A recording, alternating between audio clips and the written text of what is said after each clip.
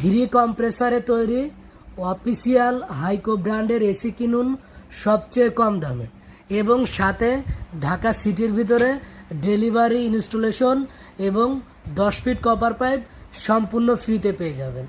Haiko 1.5 ton নন inverter এসির দাম মাত্র 48,000 টাকা এবং 1 টন নন ইনভার্টার এসি পাবেন 38,000 টাকা।